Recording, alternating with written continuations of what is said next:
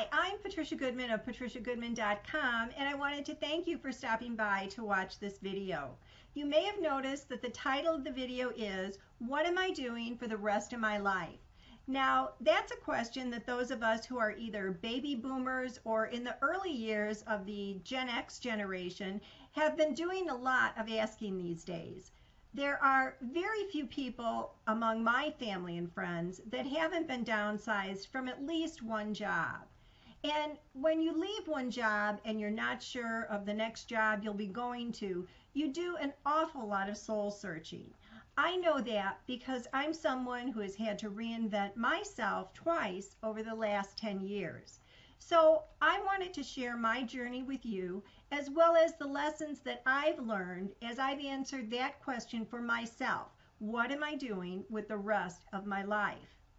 I decided that I would put together a series of videos that would help you walk through answering that question yourself. So if you are someone who is interested in becoming your own boss, if you're interested in transforming yourself into an entrepreneur, then I urge you to watch my video series. It will look at the things you need to consider, the questions you need to ask, and the risks you need to take if you want to become an entrepreneur. So I hope you'll find the series helpful. But before we get into it, I thought I would share a little bit about myself so that you can get to know me better. If I were asked to describe myself in 3 words, I'd say I'm a wife, a mother, and a businesswoman. Those are the 3 occupations that have kept me busy for the last 35 years.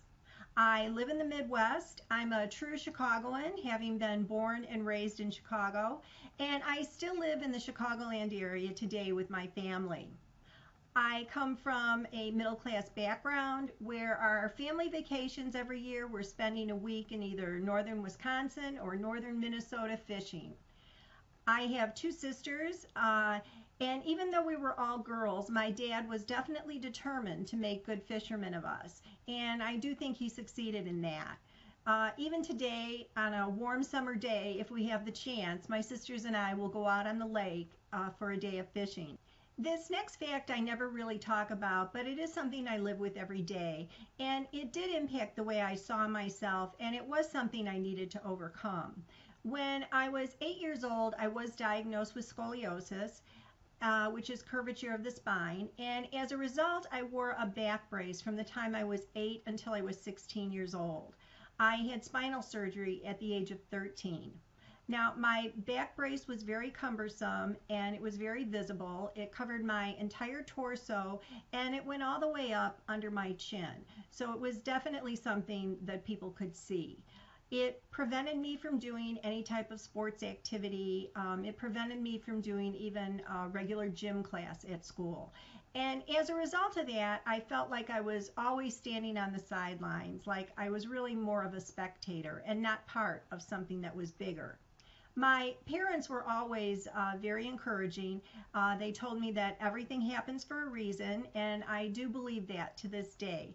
They always told me that I could really be anything that I wanted to be. I just needed to put my mind to it and work hard, and I could achieve whatever I wanted.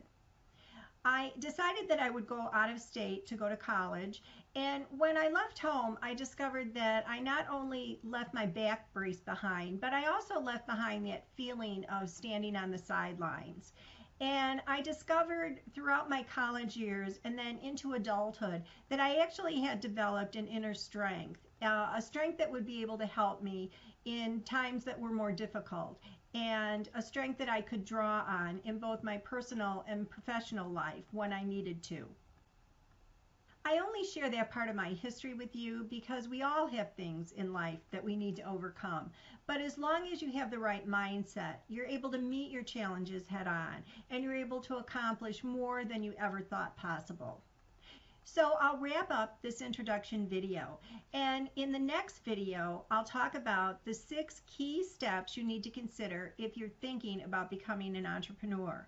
I'll also share with you some experiences from my business life and talk about how I got on the path to becoming an entrepreneur. So I hope you'll find this video series helpful.